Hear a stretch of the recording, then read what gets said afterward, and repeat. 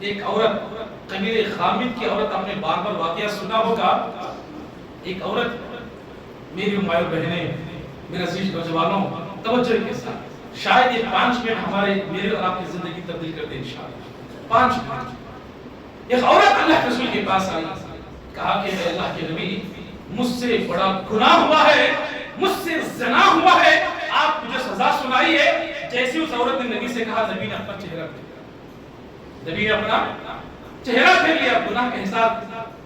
جس طرح اللہ کے نبی نے چہرے کو پھیرا تھا، پھر وہاں واپس آ جاتی ہے سامنے کے کہتے کہ مجھ سے گناہ ہوا ہے، اللہ کے رسول سزا سنائیے. نبی اس طرف چہرہ پھیر لیتے ہیں، پھر یہاں آ جاتی ہے، کہا کہ اللہ کے رسول مجھ سے گناہ ہوا ہے، آپ مجھے سزا سنائیے.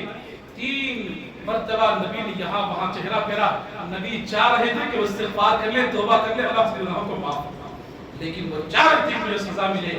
4تھی مرتبہ جب اس نے کہا، تب اللہ نبی صلی اللہ علیہ وسلم نے کہا کہ جب تمہیں احساس ہوا ہے گناہ کا، تم نے زنا کیا ہے، تمہارے پیٹ میں بچہ ہے، تمہارے پیٹ میں اولاد پل رہی ہے، اگر میں تجھے سزا سناؤں تو اس بچے کو جو ہے ناحق سزا پہنچا. جا کر کے جب بچہ وضع حمل ہو جائے، جب بچہ پیدا ہو جائے، تم واپس بچے کو لے کر کے آ.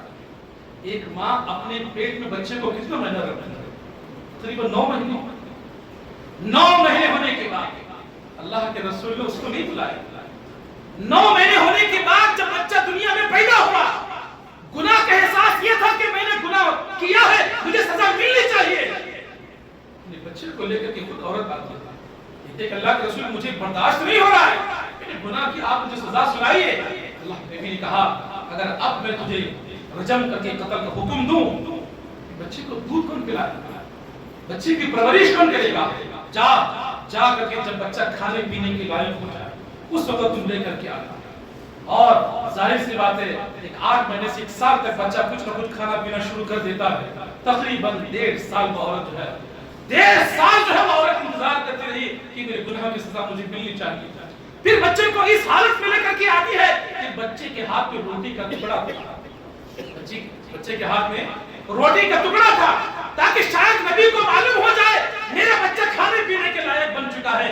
میرے عزیز دوستو، اللہ کے نبی نے اس کے بعد صحابہ سے کہا اسے زمین میں آدھا دفن کر کے پتھر سے مار کر کے اسے رجم کیا جائے. میرے عزیز دوستو، اس عورت کے گناہ کا احساس دیکھیے.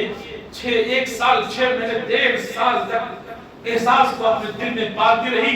اور جب اللہ تبارک و تعالیٰ کا حکم ہوا، جب اسے رجم کیا گیا، تب صحابہ کرام پتھر مار رہے تھے. جب پتھر مارتے مارتے خون کے چھینٹے ایک صحابی کے کپڑے پر لگ جاتے ہیں اور وہ صحابی کرام محسوس کرتے ہیں کہ ایسی عورت کا خون جو ہے میرے کپڑے پر لگا ہے. اللہ کے نبی نے کہا کہ اے صحابی رک جاؤ، تم ایسے الفاظ ادا نہیں کر سکتے ہیں. اس پاک دامن عورت کے بارے میں اس نے ایسی توبہ کی ہے، اس نے ایسی توبہ کی ہے، اگر اس کی توبہ مدینے کے 70 لوگوں میں تقسیم کر دیا جائے، اللہ 70 لوگوں کی گناہوں کو معاف کرے.